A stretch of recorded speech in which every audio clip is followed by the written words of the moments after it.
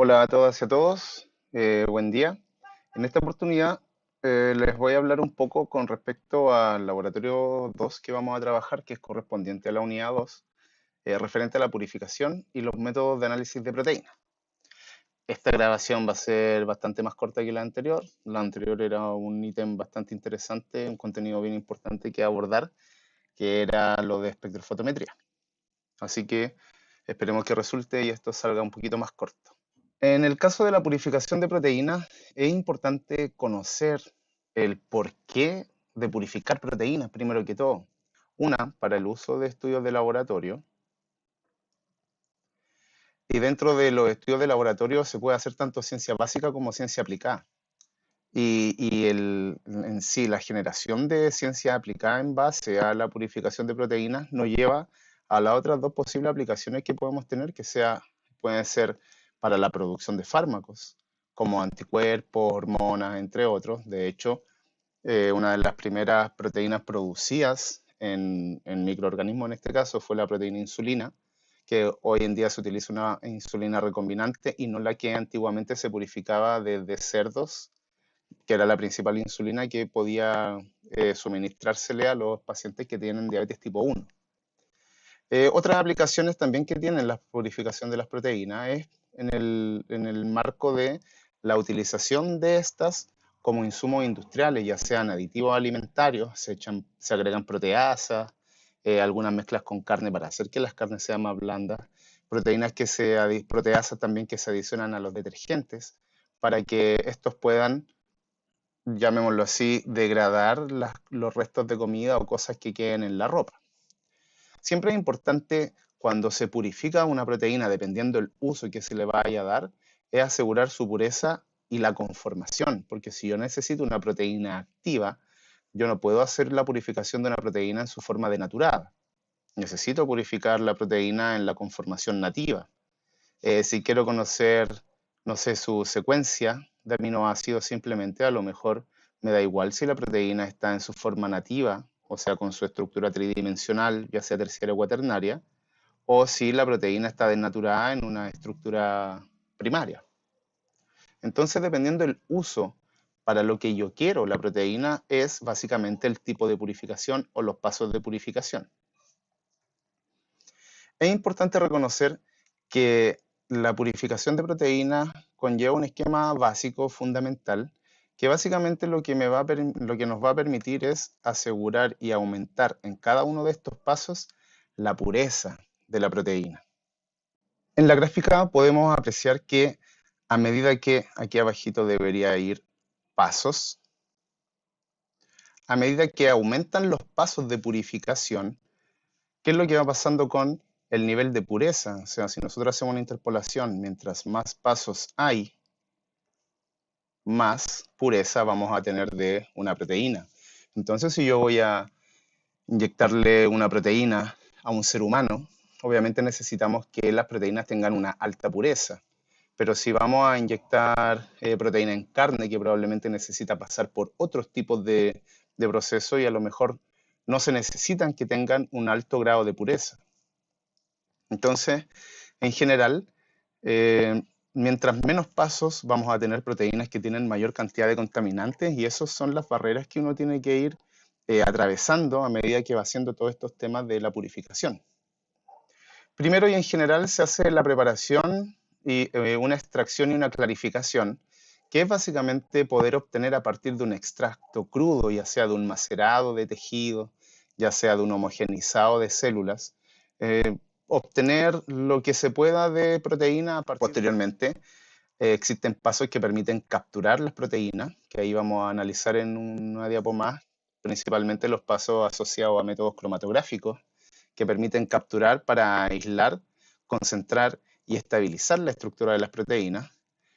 Y ahí ya se pueden ir haciendo ya pasos más intermedios de purificación como pasos específicos que son para remover impurezas, para remover restos de sales, repurificar proteínas, porque cuando uno quiere purificar una proteína, siempre uno va a ir sacando mezclas de proteínas.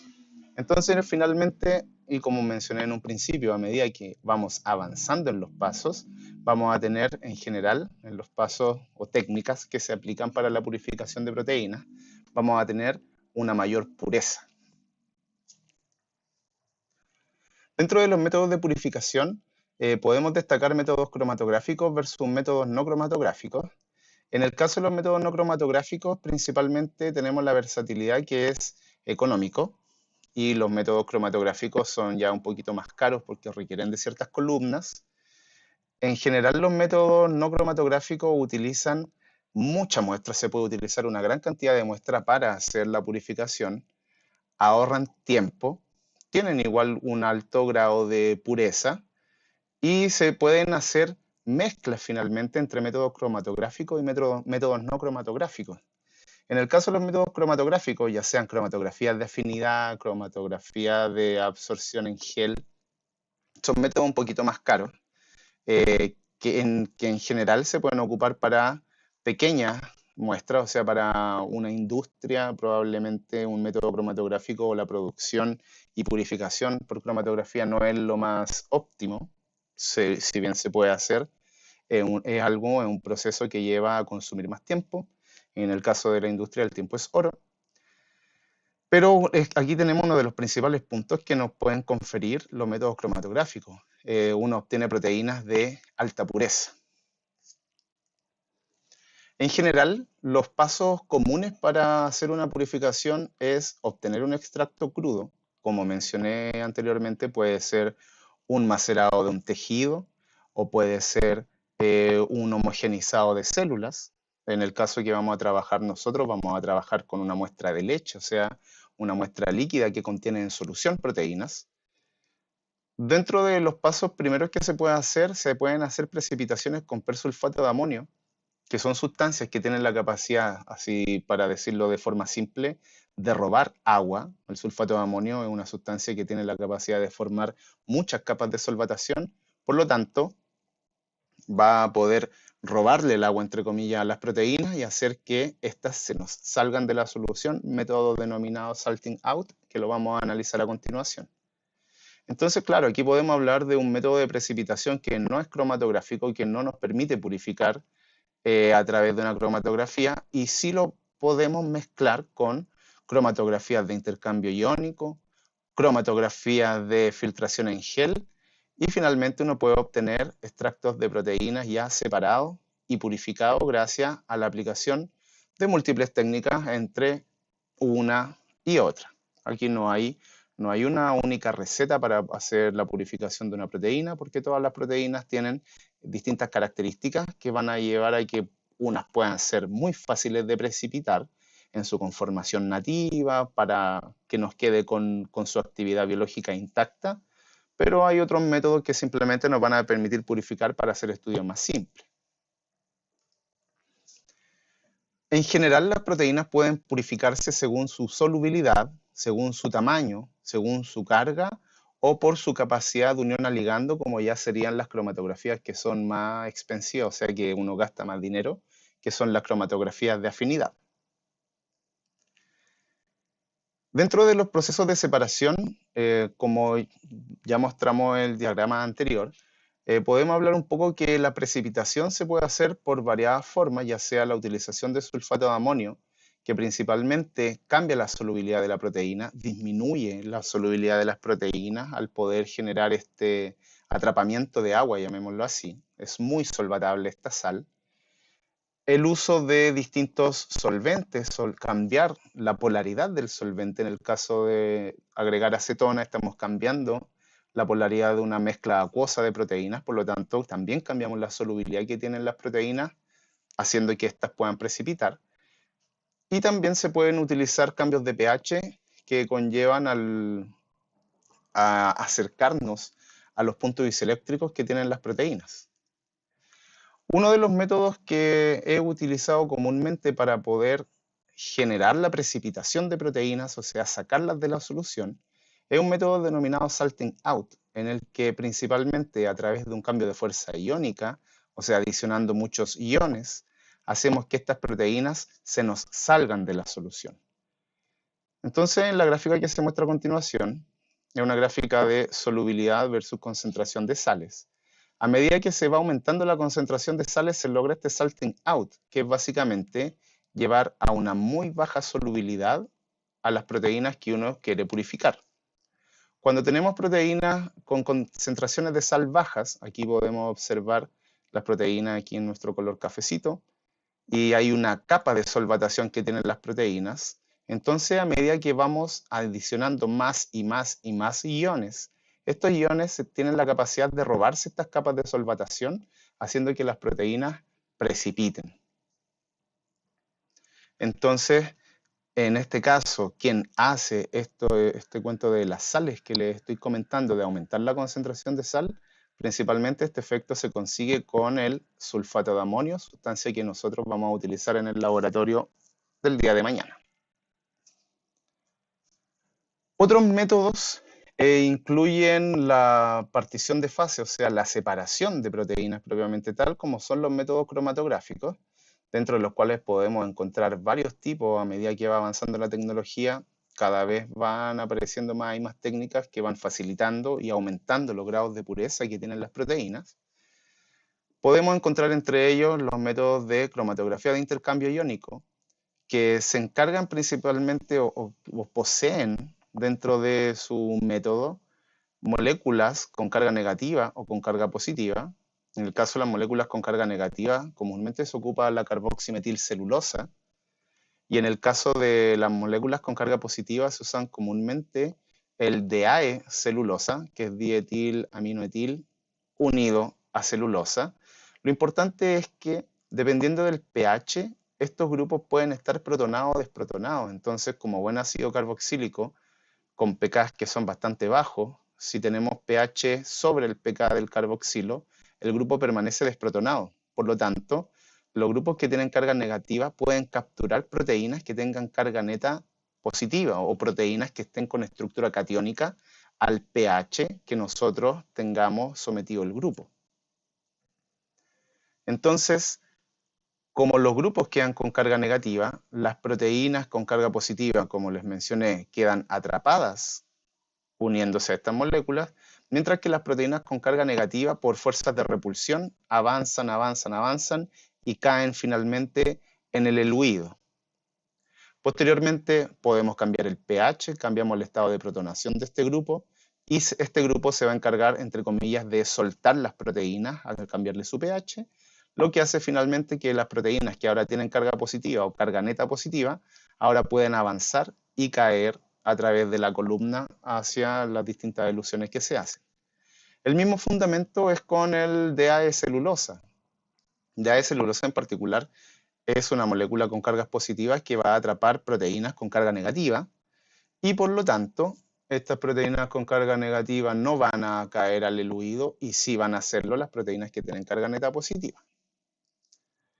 Otro tipo de cromatografía son las cromatografía se pueden denominar cromatografía de filtración en gel o cromatografía de exclusión molecular o de exclusión por tamaño.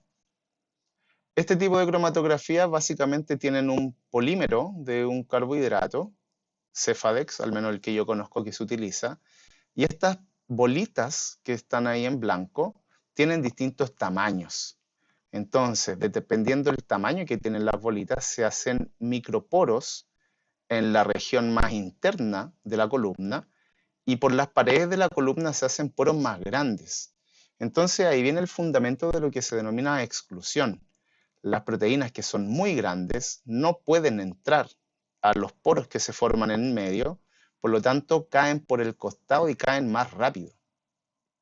Entonces, en una cromatografía de exclusión molecular se excluyen principalmente por tamaño las proteínas que tienen un gran tamaño, y las proteínas que son más pequeñas pueden meterse entre medio de todos los poritos que se forman acá, entonces se demoran más en avanzar, lo que va a llevar finalmente a que las proteínas más pequeñas caen más tardíamente al eluido, y las proteínas que son más grandes van a caer en primer lugar. En el laboratorio que vamos a trabajar, vamos a hacer la purificación de la proteína alfa-lactoalbúmina de la leche.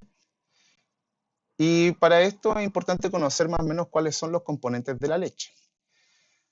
Como constituyentes tenemos principalmente agua, grasas, lactosa. En el caso de la leche que vamos a utilizar nosotros, una leche descremada, por lo tanto nos vamos a ahorrar la fase lipídica, caseína, lactalbúmina y otras proteínas, y hay minerales que son denominadas cenizas. Podemos hacer una comparación entre la leche humana y la leche de vaca, y básicamente la leche de vaca tiene una mayor cantidad de proteína, mientras que la leche humana tiende a tener una mayor cantidad de lactosa, una mayor cantidad de carbohidratos. Pero si analizamos la fracción proteica de la leche, tanto de la leche de humanos como de la leche de vaca, en general la leche de vaca vamos a tener alrededor de 1,2 miligramos por ml de alfa-lactalbúmina. No es la proteína más abundante, si ustedes pueden observar, 1,2 miligramos por ml. Por lo tanto, en la purificación nosotros nos tenemos que encargar de eliminar todo este tipo de proteínas, sobre todo las proteínas de tipo caseína, que es la proteína más abundante que vamos a tener. O sea, tenemos de distintos tipos de caseína que nos van a hacer un alto porcentaje de las proteínas totales que podemos encontrar en la leche de vaca. Es por eso que dentro de la metodología que nosotros vamos a aplicar, tenemos que eliminar a estas caseínas para enriquecer nuestro purificado en alfa-lactalbúmina. Para purificar a la proteína alfa-lactalbúmina, primero vamos a tomar 20 mililitros de leche y los vamos a calentar hasta 40 grados Celsius, o sea, vamos a aumentar la temperatura. Posteriormente, vamos a adicionar 5 gramos de sulfato de amonio en un lapso de 10 a 12 minutos. Esto quiere decir que hay que ir agregándolo pausadamente en el tiempo, cosa que se vaya mezclando esta sal con el agua y esta sal se empiece a robar el agua, como mencionamos con anterioridad, y las proteínas empiecen a precipitar. Este sistema, posterior a haber adicionado el sulfato de amonio, lo vamos a dejar agitando durante 10 minutos para que ocurra una eficiente extracción de agua y una eficiente precipitación. Pero lo que nosotros vamos a precipitar acá, lo tenemos que separar de alguna forma, y para eso lo vamos a centrifugar durante 1 minuto. Centrifugar, y al centrifugar vamos a obtener un precipitado y vamos a obtener un sobrenadante. En la primera etapa nosotros tenemos que descartar el precipitado, porque en este precipitado va a estar la mayoría de las proteínas que vamos a tener que van a poder precipitar a la temperatura y con la cantidad de sulfato de amonio. Y en el medio del sobrenadante, o sea, acá en el medio acuoso, nos va a quedar la proteína lactoalbúmina, que posteriormente la tenemos que seguir tratando. Como ya les mencioné en un principio, acá es una mezcla de técnicas que se aplica para poder hacer finalmente la purificación de la proteína que uno quiere.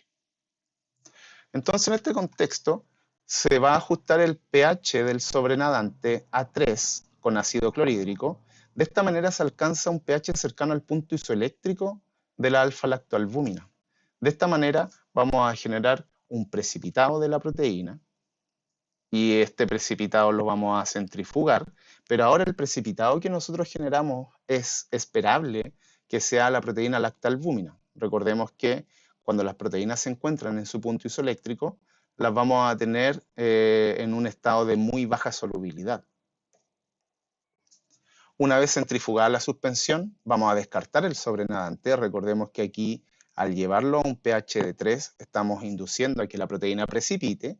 Es por eso que vamos a mantener el precipitado en el que nosotros deberíamos tener una alta cantidad de lactoalbúmina versus todas las otras proteínas que descartamos por acá, que las precipitamos con el sulfato de amonio. Finalmente, vamos a resuspender nuestro precipitado con agua, vamos a ajustar el pH, un pH alcalino, para poder llevar nuevamente a solución a esta proteína, o sea, poder llevarla nuevamente a una fase acuosa.